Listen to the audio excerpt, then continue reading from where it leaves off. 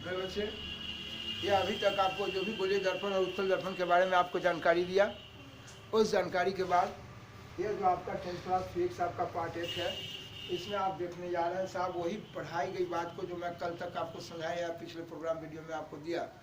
उसमें साहब ये आपका दर्पण का साहब क्या कार्यक्रम है, जिसमें पहला चीज़ मैं आपको दिया वक्रता केंद्र, जो मैं कल भी आपसे बात किया था, और इस वक्रता केंद्र के बारे में आपको समझाया। यहाँ देखिए ये दर्पण है, ये देखिए मैं कहा था कि ये कांच खोखला गोला का टुकड़ा है, यह किसी गोला के टुकड़ा से बना है, और जिस गोला के टुकड़ा से बना उसका केंद्र कहलाता है वक्रता केंद्र। वही मैं कहा था कि वक्रता केंद्र दर्पण जिस गोला से बना है वो साफ उसका केंद्र वक्रता केंद्र है। देखिए ये किसी न किसी गोला से बना है, आपसे इसके पिछले प्रोग्राम में आपसे बात हुआ था, और जिस गोला से बना उसका केंद्र आपका वक्रता केंद्र है। और ये बताया था साहब की द्वारक यानी दर्पण की जितनी चौड़ाई है, चौड़ाई यानी कि दर्पण जितना आपको देख रहा है चौड़ा, यहाँ से लेके यहाँ तक ये दर्पण की चौड़ाई दर्पण का द्वारक है। और मैंने कहा यही दर्पण की चौड़ाई को दर्पण का द्वारक कहते हैं। इस तरह से ध्रुव की बात आई थी। ये दर्पण जितना चौड़ा है और इसका जो मध्य बिंदु है वो उसका ध्रुव है मेरे बच्चे, तो ये ध्रुव है। मैं कहा ये ध्रुव को आप पोल बोलते हैं, यह कल भी आपको पढ़ाया था, इसके पिछले प्रोग्राम में दिया। ये ध्रुव की बात है। वक्रता त्रिज्या की बात होती है। मैं जानना चाहता हूँ, बोलने के क्रम में लोग ये बोलते हैं जैसे आपका ये गोला है या वृत्त है, तो केंद्र से परिधि तक की दूरी सब आपका त्रिज्या है।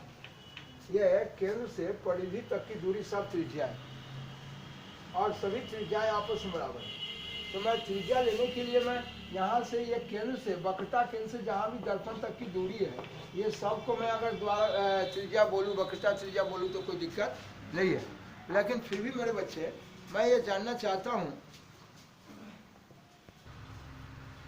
मेरे बच्चे, यह जो आप त्रिज्या देख रहे हैं, कहीं भी केंद्र से जहाँ भी ये परिधि तक की दूरी है सबको मैं त्रिज्या बोलूँ। देखिए यहाँ कहीं भी केंद्र से ये दर्पण तक जहाँ भी दूरी है ये सबको त्रिज्या बोलूँ, कोई टेंशन नहीं है। लेकिन ये पढ़ाने के क्रम में, बोलने के क्रम में और प्रायोगिक ढंग से इसमें कार्यक्रम करने में हमेशा जब कभी भी दर्पण की वक्रता त्रिज्या की बात होगी तो मुझे ज़रूरत पड़ जाती है। ये साहब ये दर्पण है, ये देखिए इसका उठा हुआ भाग रख दिए, धसा हुआ पर किरण जाएगी। ये जिस गोला से बना उसका केंद्र वक्रता केंद्र, दर्पण की चौड़ाई दर्पण का द्वारक, और इसका मध्य बिंदु ध्रुव, दोनों को मिलाने वाली रेखा प्रधान अक्ष। मेरे बच्चे मैं कहा कि साहब ये दूरी आप यहाँ से यहाँ भी बता सकते थे, ये भी दूरी को वक्रता त्रिज्या कह रहे हैं, आपको कोई दिक्कत नहीं है। लेकिन इस जगह पर आप ऐसा जाने कि जब कभी पढ़ाने के क्रम में बात करते रहेंगे तो हमेशा कहेंगे कि वक्रता केंद्र से ध्रुव की दूरी कहलाती है मिलाने वाली रेखा को प्रधान अक्ष, बट यहाँ से यहाँ तक की दूरी कहलाती है वक्रता त्रिज्या। बट साहब वक्रता केंद्र से ध्रुव तक की दूरी कहिए या सीधे वक्रता केंद्र से और भी जितनी सब तो त्रिज्या ही है ना। लेकिन स्पेशली पढ़ाने के क्रम में ये आपका काम करते रहेगा। क्या कर रहे हैं आप बाबू? पढ़ाने के क्रम में ये स्पेशली बात होगी कि वक्रता केंद्र से ये ध्रुव तक की दूरी कहलाती है वक्रता त्रिज्या। इस प्रकार मेरे बच्चे ये आपका मिल गया वक्रता त्रिज्या कि वक्रता केंद्र से ये साल ध्रुव तक की दूरी वक्रता त्रिज्या है। ये जैसे आपके पास यह वक्रता त्रिज्या है।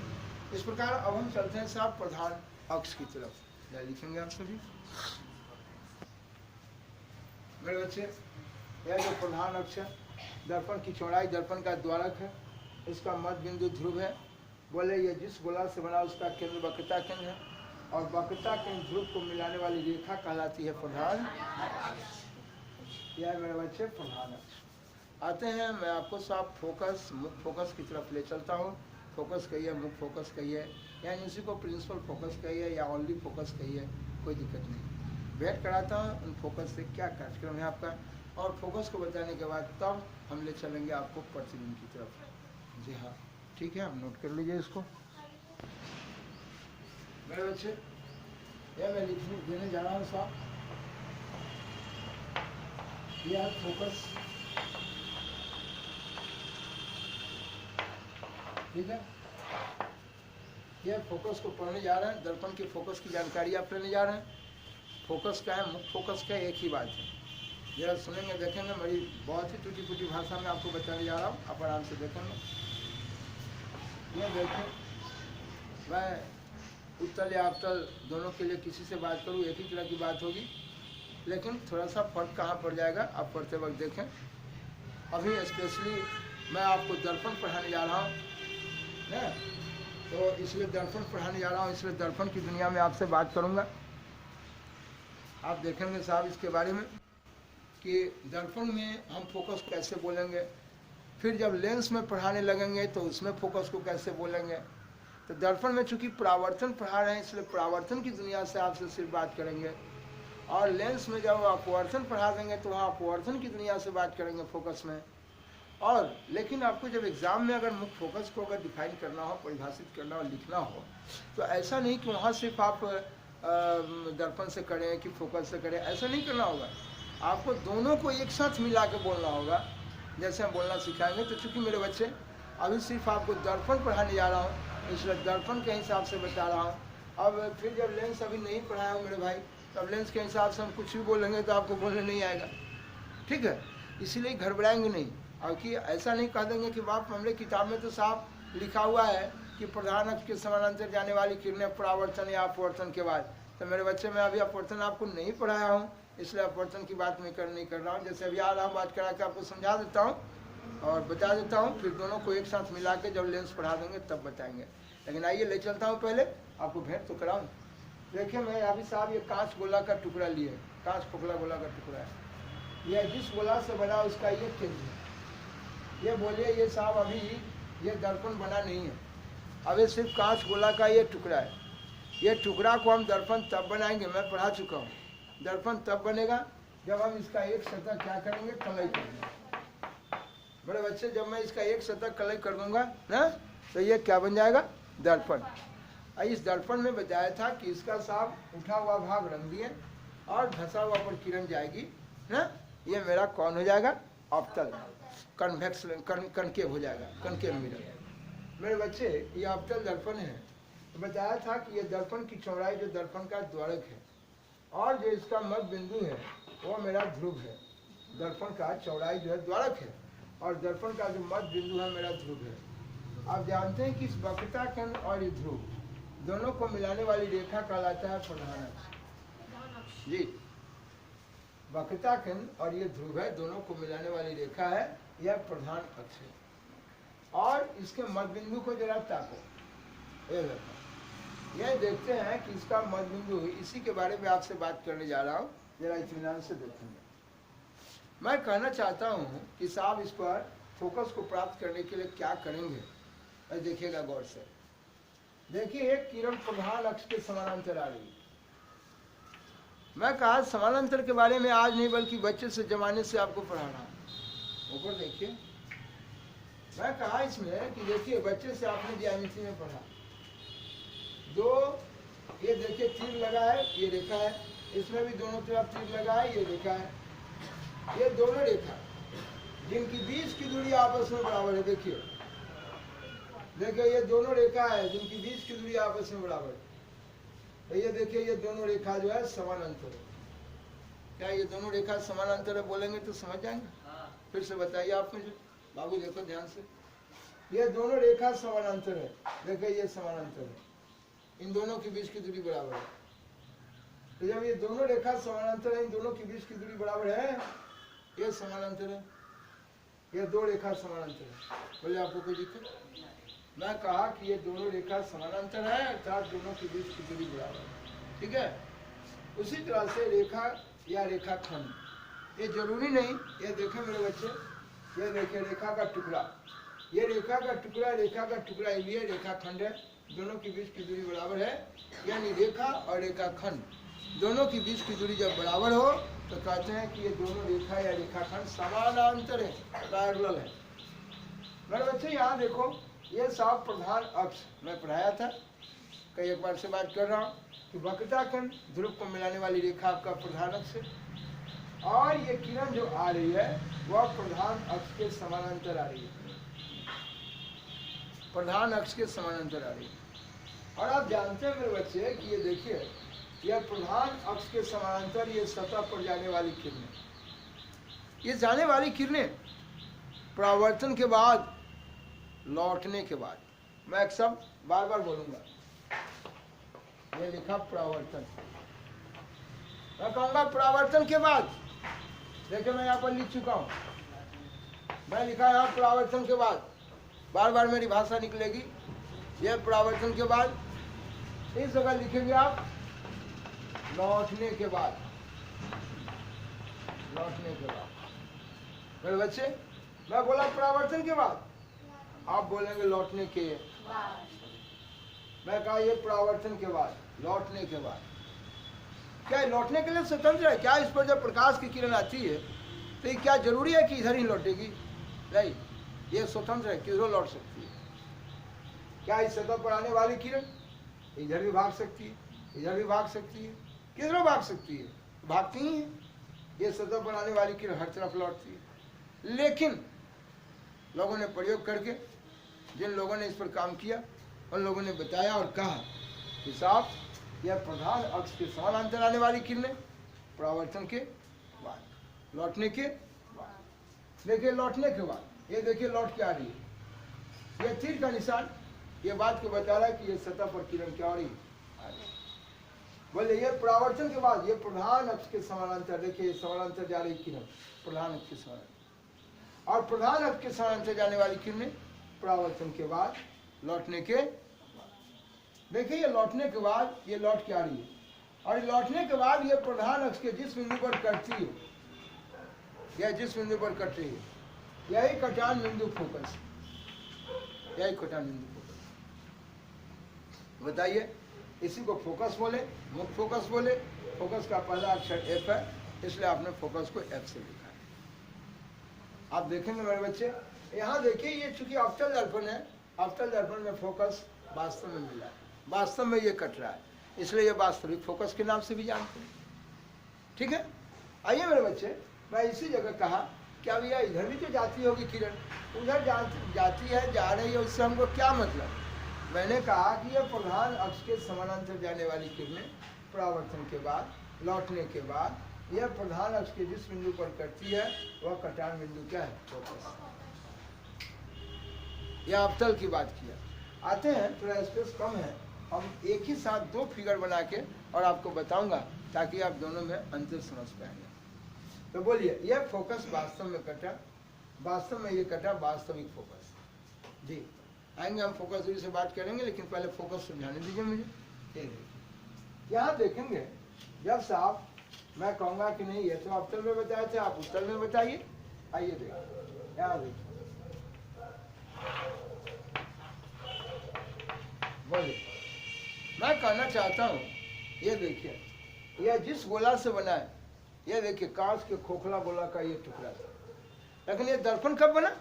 जब इसका एक सतह हम कलई कर दिया। तो आपने देखा कि धंसा हुआ कलई कर दिए, तो अब किरण जो आएगी दर्पण पर प्रतिबिंब लेने के लिए किरण आएगी, तो इस पर उठा हुआ ना, बोले ये दर्पण, ये देखिए ये दर्पण है, आपको इसका धंसा हुआ भाग रंग दिए, उठा हुआ पर किरण आएगी। आखिर प्रतिबिंब लेने के लिए बताएंगे, अभी प्रतिबिंब के बारे में विशेष कोई जानकारी नहीं दी है, लेकिन मैं कहता हूँ कि आप अपना चेहरा तो कम से कम देखेंगे। चेहरा देखने के लिए साहब क्या उस पर किरण आएगी कि नहीं लौट के? आपके चेहरा पर से आईना पर लौट के आएगी किरण, दर्पण पर आएगी लौट के। तो चिकना सतह की तरफ चेहरा देखते हैं कि रुखरा सतह की तरफ? चिकना सतह की तरफ। तो आप बताइए, चिकना सतह पर किरण आएगी और रुखरा सतह आपका रंगा हुआ है, कोई दिक्कत है? बोले ये जिस गोला से बना उसका केंद्र वक्ता। बोले ये दर्पण जिस गोला से बना उसका केंद्र वक्ता। दर्पण की चौड़ाई द्वारा, इसका मध्य बिंदु ध्रुव। और मैं कहा कि ये दोनों को मिलाने वाली रेखा ये प्रधान अक्ष, दोनों को मिलाने वाली रेखा। आइए मेरे बच्चे, ये कहा कि मैं प्रधान अक्ष को इधर भी बढ़ा सकता हूँ, आप इधर भी बढ़ा सकते हैं। तो लाइन इधर उधर हो जाता है, ये थोड़ा टेढ़ा बेढ़ा हो गया है, लेकिन टेढ़ा नहीं है, आप समझिए ये सीधा है। ये देखिए, है ना, बनाने के क्रम में हमसे इधर उधर हो जाता है। ये देखिए, ये वक्ता है।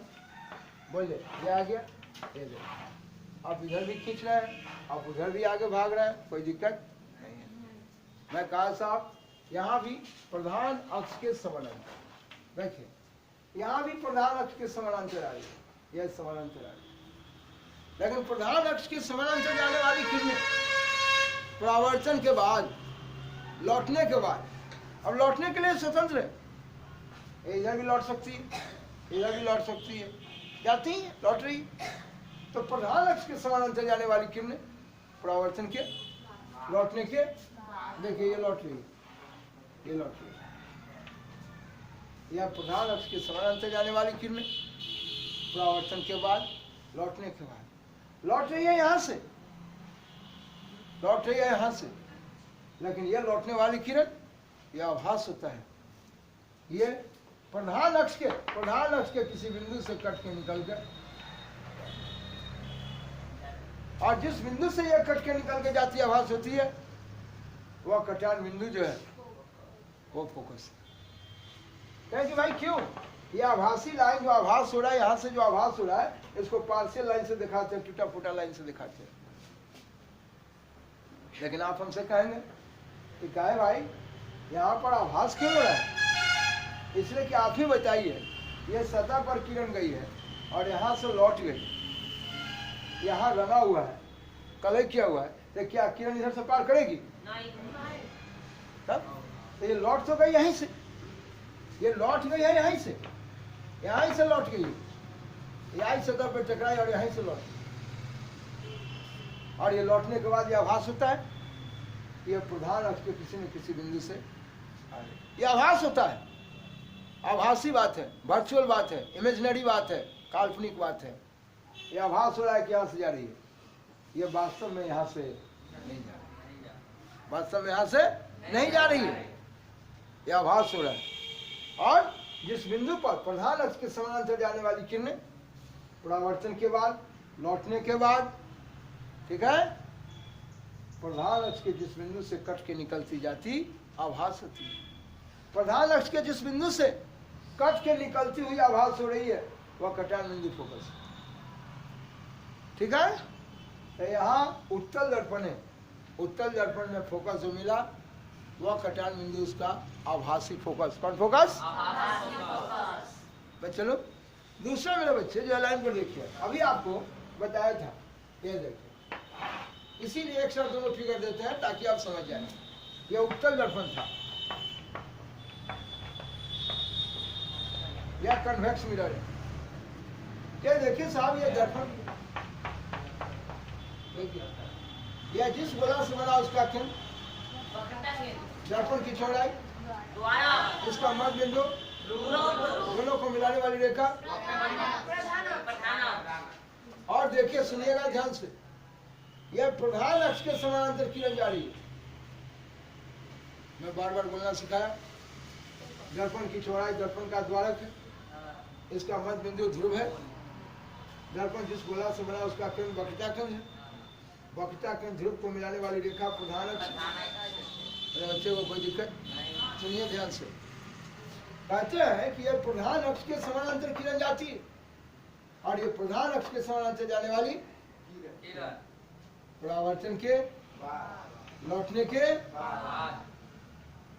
ठीक है, ये प्रधान अक्ष जिस बिंदु पर कटती है या जिस बिंदु से कट के निकलती हुई आभास होती है वह कटान बिंदु क्या है? फोकस। वास्तव में कट गया इसलिए ये आपका वास्तविक फोकस है, और ये कटता हुआ आभास हुआ इसलिए हम चल सकते हैं, कोई टेंशन नहीं। बोले यह प्रधान अक्ष के समानांतर जाने वाली किरणें परावर्तन के लौटने के, यह प्रधान अक्ष के समानांतर जाने वाली किरणें परावर्तन के लौटने के, यह प्रधान अक्ष के जिस बिंदु पर कटती है या जिस बिंदु से कट के निकलती हुई वह कटान बिंदु फोकस। मेरे बच्चे कोई दिक्कत है? नहीं समझ में आया? तो बोले मेरे बच्चे, अवतल दर्पण में वास्तव में फोकस मिला और उत्तल दर्पण में कटता हुआ आभास, यानी कि आभासी फोकस। ठीक है, तो बोले मेरे बच्चे मैं क्या कहा, फिर से समझाइए। मैं कहूँगा ये फोकस, फोकस क्या है, मुख्य फोकस क्या है, सब बात क्या है, हम चले। बोलिए फिर से, क्या कहा? प्रधान अक्ष के समानांतर जाने वाली परावर्तन के प्रधान के जिस बिंदु पर या जिस बिंदु से कट के निकलती हुई, बोले यहाँ भी प्रधान अक्ष के साथ समानांतर जाने वाली किरणें, ठीक है, जाने वाली परावर्तन के, ये लौट रही है यहाँ से, लेकिन आभास हो रहा है कि प्रधान के किसी न किसी बिंदु से, और जिस बिंदु से लौटती आभास होती है वो कटार बिंदु क्या है?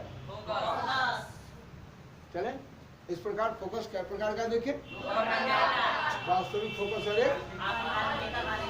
बड़े बच्चे अभी आपको ये लेंस के बारे में नहीं पढ़ा है, लेंस जब पढ़िएगा तो आपको जानकारी हो जाएगा कि किस तरह से इसमें किरण जाती है। यहाँ भी प्रधान के समानांतर जाएगी और यह अपवर्तन के बाद जिस बिंदु पर कटेगा वो कटान बिंदु फोकस है। लेकिन अभी अपवर्तन की घटना आपको नहीं पढ़ा है, इसलिए मेरे बच्चे हम सिर्फ परावर्तन की तरफ से हम आपको फोकस को बताएं।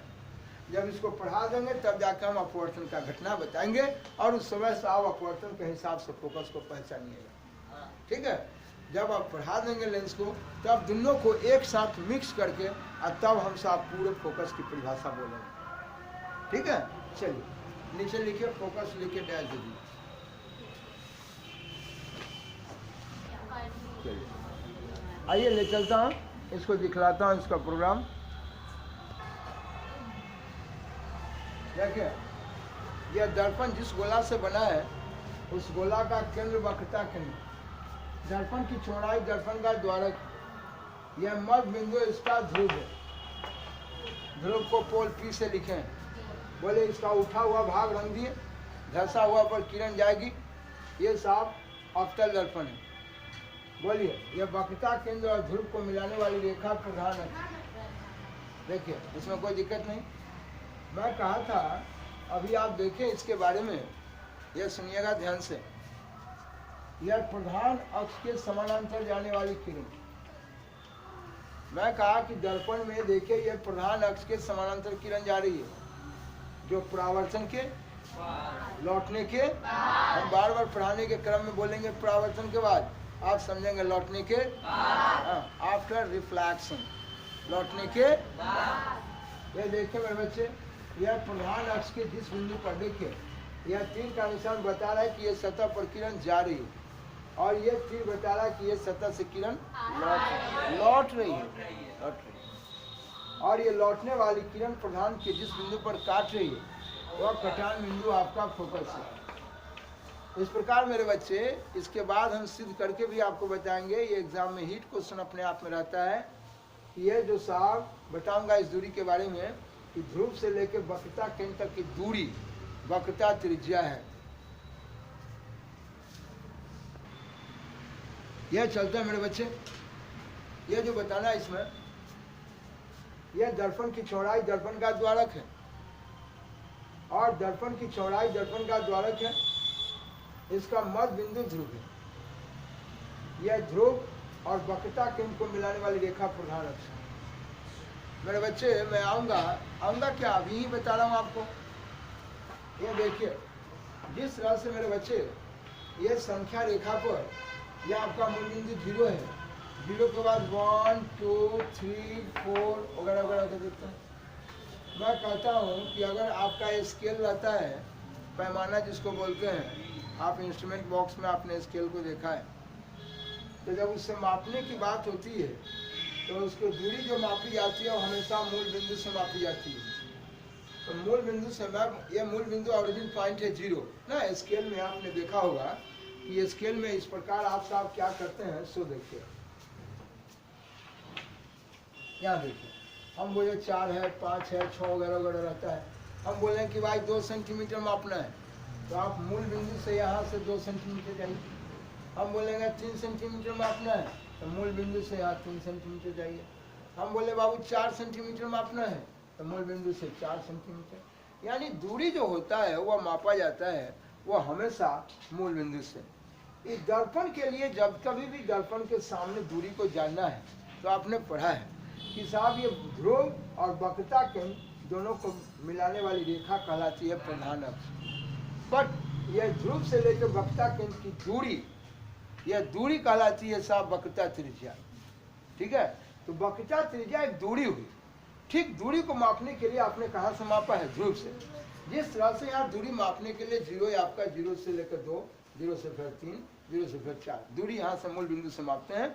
इसके लिए यहाँ पर मूल बिंदु जो ऑरिजिन पॉइंट माना गया वह है आपका ये ध्रुव। ये देखिए ध्रुव। ये आप चलते हैं ध्रुव से लेकर फोकस तक की दूरी कहलाती है फोकस दूरी। ध्रुव से लेके ये साफ वक्रता केंद्र तक की दूरी कहलाती है वक्रता त्रिज्या। तो बोलिए ध्रुव से फोकस तक की दूरी फोकस दूरी कहिए, या फोकल लेंथ इसी को बोलिए, the length of focus, focus की लंबाई। ये फोकस दूरी है इसकी, देखिए यार फोकस, ध्रुव से लेके फोकस तक की दूरी फोकस दूरी, सीधा बोलिए फोकस दूरी, ठीक है। तो दूरी कहाँ से मापी जाएगी? ध्रुव से। जब कभी भी यह हमेशा क्वेश्चन आ जाए कि बोलिए हम दर्पण पर दूरी कहाँ से मापेंगे, तो वह ध्रुव से।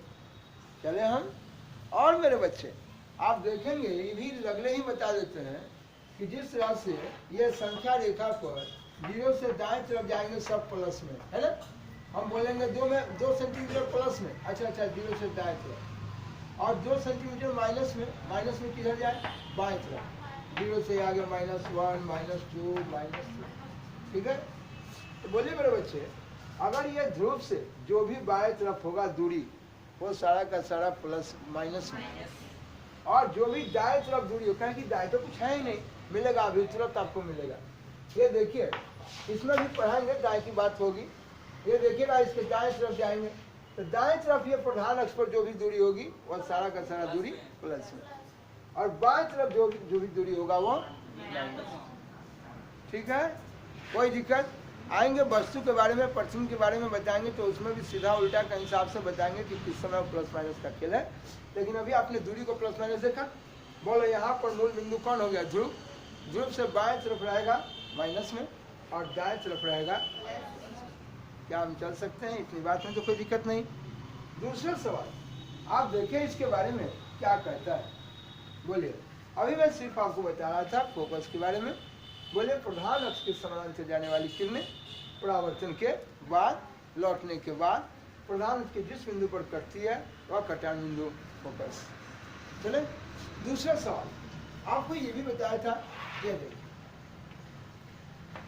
बोलिए मैं इसका इस दर्पण में इसका उठा हुआ भाग रंग दिए।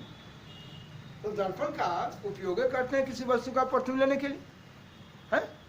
प्रतिबिंब आपको अभी विशेष नहीं समझाया, बस इसी के बाद आपको समझाऊंगा। बड़ी लाजवाब झकास समझेंगे आप, रंग बिरंगी बात होगी आपसे, उस पर पहले भी किए हैं। लेकिन ये देखिए इसका उठा हुआ भाग, धसा हुआ भाग रंग दिए। अब इसमें उठा हुआ पर किरण आएगी। यहाँ देखिए धसा हुआ रंगा था, ये उठा हुआ पर किरण आया।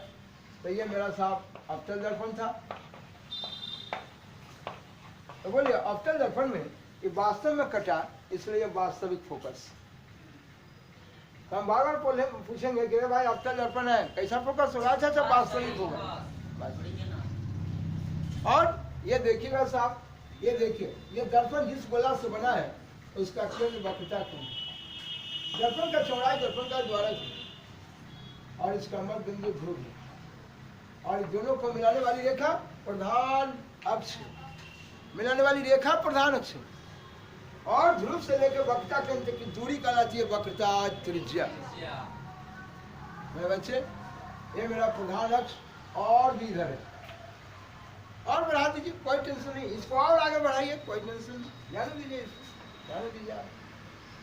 मेरे बच्चे बोलिए यहाँ पर प्रधान अक्ष के समानांतर किरण आ रही है। देखिए ये प्रधान अक्ष के समानांतर किरण आ रही है, ठीक है। और ये प्रधान अक्ष के समानांतर आने वाली किरणें परावर्तन के लौटने के, जी हाँ, ये लौट जाती है यहाँ से, ये लौट रही है। यह तीर का निशान बता रहा है सतह पर आ रही आने वाली किरण आपतित किरण। कौन किरण? जरूर आपको लिखाया होंगे, बताया होंगे, इसके बारे में दिए हैं, नहीं दिए हैं? अच्छा कोई बात नहीं है, लिखा दूंगा फिर बता दूंगा। ये समझाया जरूर था, आपतित किरण परावर्तित किरण, हाँ बताया था, लेकिन लिखाए नहीं थे।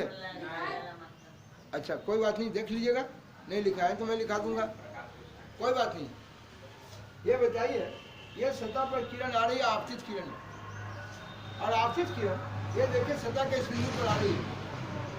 ये आपतन होने के बाद यहाँ पर कलय किया हुआ है, ये पार नहीं करेगी। ये सतह पर जब आई तो लौट गई। लौटने के लिए मैं अभी बताया था कि इधर भी लौट सकती है, इधर भी लौट सकती है, लेकिन ये प्रधान अक्ष के समानांतर आ रही है। देखिए दोनों के बीच की दूरी बराबर है। ये समानांतर आने वाली किरणें परावर्तन के लौटने के जी। ये साहब इसको आभास हो रहा है, देखिए ये लौट रही है यहाँ से, लौट रही है यहाँ से, लेकिन आभास हो रहा है कि ये प्रधान अक्ष के किसी न किसी बिंदु से लौट के जा रही है। और जिस बिंदु से लौट के निकलती आभास होती है ना, वह कटान बिंदु क्या है? हम थोड़ा फैला इसलिए दिए हैं, ये मुझे पढ़ाना है, आपको सिद्ध करके बताना है। उत्तल अवतल दोनों के लिए सिद्ध करके बताऊंगा। ये ध्रुव से लेकर वक्ता केंद्र तक की दूरी कहलाती है वक्रता त्रिज्या, और ध्रुव से लेकर फोकस तक की दूरी फोकस दूरी। तो वक्रता त्रिज्या और फोकस दूरी में संबंध हमेशा आता है सिद्ध करने के लिए। हमेशा बताऊंगा कि वक्रता त्रिज्या अगर 20 सेंटीमीटर का है तो ये वक्रता केंद्र से ध्रुव तक की दूरी, वक्रता फोकस ध्रुव से लेकर फोकस तक की दूरी, जो फोकस दूरी है यह 10 सेंटीमीटर होगा। यानी वक्रता त्रिज्या का फोकस दूरी क्या होता है? आधा। पढ़िएगा इसके बारे में, सिद्ध करके बताऊंगा आपको जी। उत्तल अवतल के लिए भी बताऊंगा और उत्तल के लिए भी बताऊंगा। ये बड़ी झकास सिद्ध करना है जी। आप देखेंगे यहाँ, देखिए यहाँ पर वास्तव में परावर्तन के बाद ये वास्तव में कट रही थी, वास्तविक फोकस, और ये देखिए कटता हुआ आभास हुआ। ये परावर्तन के बाद लौट गई यहीं से, लेकिन आभास हो रहा है कि प्रधान के किसी न किसी बिंदु से, और जिस बिंदु से कट के निकलती आभास होती हुई हो रही है वह कटान बिंदु आपका आभासी फोकस है। तो बोलिए इसमें अवतल में वास्तविक फोकस मिला और उत्तल में आभासी फोकस। ये आभासी फोकस को देखिए ना, टूटा फूटा लाइन से, ये पार्शियल लाइन से दिखाते हैं, ये आभास हो रहा है, ये आभासी फोकस। तो आभासी फोकस किस दर्पण में मिला हमें? उत्तल दर्पण। इस तरह से आपने फोकस को देखा, आभासी, एक देखा साहब वास्तविक फोकस और एक देखा आपने आभासी फोकस। बोलो कोई दिक्कत? अब चलते हैं मेरे बच्चे, एक फोकस है, चलिए फिगर आप नोट कर लीजिए पहले।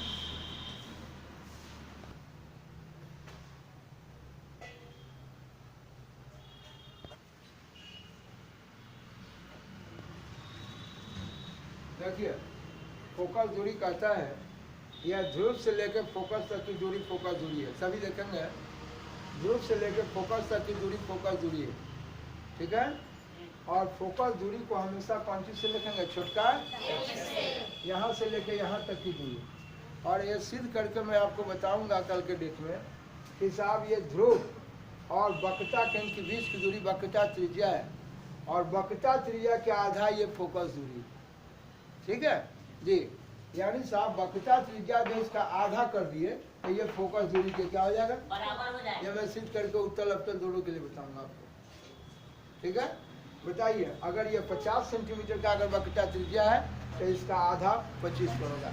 यानी फोकस दूरी हमेशा वक्रता त्रिज्या के आधे स्क्वायर इसी पर रहेगा। ये हमेशा ऑब्जेक्टिव क्वेश्चन हमेशा एक नंबरिया आता है, ना का सवाल हमेशा मिलेगा आपको। तो बोलिए ये सब अपने आप में बढ़िया क्वेश्चन है। बोलिए वक्रता त्रिज्या के आधा है फोकस, क्या हम चल सकते हैं? बहुत अच्छा। तो ये आपने देखा इसके बारे में, फोकस दूरी वक्रता त्रिज्या का खेल। नीचे जरा जो छूट गया उसको मैं दे देता हूँ, ये देखें। बोले मेरे बच्चे, अभी आपने देखा ये आपतित किरण है। अब कोई भी सतह हो, किसी भी पदार्थ के सतह पर आने वाली किरण, ये जरूरी नहीं कि दर्पण पर। देखिए ये सतह में एक बनाए, ये सतह पर किरण आई, जब तक ये कलई नहीं किया रहेगा यहाँ से लौट के, जब तक आप पारदर्शी नहीं होगा ये लौट के नहीं जाएगा। ये सतह पर किरण आ रही आपतित किरण, और देखिए ये सतह से लौट जाने वाली किरण परावर्तित। तो वही मैं दिखा दिया कि सतह पर आने वाली किरण, ठीक है, ये आपतित किरण। लेकिन कहा कि नहीं, ये सतह से लौट जाने वाली किरण। चलिए मेरे बच्चे आगे देखते हैं। और भी जितनी सारी बात पीछे समझाए थे लेकिन लिखा नहीं पाए थे, लिख लीजिए। चलिए मेरे बच्चे, ये पहले भी काटकर मैं आपको दिया था, मैं फिर बता रहा हूँ। बोले ये सतह में एक बना दिया, आप लोगों को ये बताया कि ये सतह पर आने वाली किरण आपतित किरण, ये सतह पर आने वाली किरण आपतित किरण। आपतित किरण सतह के जिस बिंदु पर आया है आपतन बिंदु, और ये आपतन बिंदु पर डाला गया लंबा विलंब है। देखिए ये आपतन बिंदु पर डाला गया, इसी बिंदु पर हम अलग भी लंब डाल सकते थे, आप लोग क्यों नहीं देख रहे हो? आपतन बिंदु पर डाला गया लंब अविलंब है। आपको बोला था ना यहाँ के बैठो समझ में आएगा, दिखाई देगा। चलो देखो, आपतन बिंदु पर डाला गया लंब अविलंब, अविलंब से जितना हट के आएगी उतना ही हट के लौट जाएगी। तो बोलिए लौटती भी तो इसी बिंदु से, इसलिए आपतन बिंदु पर डाला गया लंब अविलंब है। तो ये है, बोले साहब इस सतह पर आ रही है तो ये बिंदु आपतन बिंदु है, और लौट भी तो रही है इसी जगह से, इसलिए ये परावर्तन बिंदु भी यही है। इसलिए आपतन बिंदु भी यही, अब परावर्तन बिंदु भी यही है। इसलिए मेरे बच्चे, लेकिन पढ़ने के क्रम में सिर्फ आपतन बिंदु की जरूरत पड़ जाती है, इसलिए आपतन बिंदु आपको बताया। सतह पे आने वाली किरण आपतित किरण, आपतित किरण सतह के जिस बिंदु पर आपतन बिंदु, और आपतन बिंदु पर डाला गया लंब। हम चले, ये आपतन बिंदु की बात मैं आपसे किया, ये देखिए, और आपतन बिंदु पर डाला गया लंब, अलग डाला गया नहीं। यह में लिखा है आपतित किरण सतह के जिस बिंदु पर आती है वह साफ कौन बिंदु है, और अविलंब कहा ये साफ आपतित किरण सतह के जिस बिंदु पर, देखिए इस बिंदु पर पहुंच रही है ना, यही बिंदु जो है यह आपतन बिंदु पर डाला गया लंब, ये क्या है अविलंब, और ये बिंदु है आपतन बिंदु। चले, अच्छा कि लौट भी रही है यहीं से, इसलिए इस बिंदु को भी हम परावर्तन बिंदु भी बोल सकते हैं। कोई दिक्कत? नोट कर लीजिए। बोला ये अविलंब की बात है। यह आपतित किरण सतह के जिस बिंदु पर है आपतन बिंदु, और आपतन बिंदु पर डाला गया लंब, हमने सीधे लिखा दिया, अर्थात आपतन बिंदु, हमसे डायरेक्ट बोले कि आपतन बिंदु पर डाला गया लंब अविलंब, या इसी बात को बोले कि आपतित किरण सतह के जिस बिंदु पर आती है उस बिंदु पर डाला गया लंब अविलंब, या आपतन बिंदु पर डाला गया लंब अविलंब, एक ही तरह से कैसे बोलिए। ठीक है, चलिए मेरे बच्चे नोट कर लीजिए।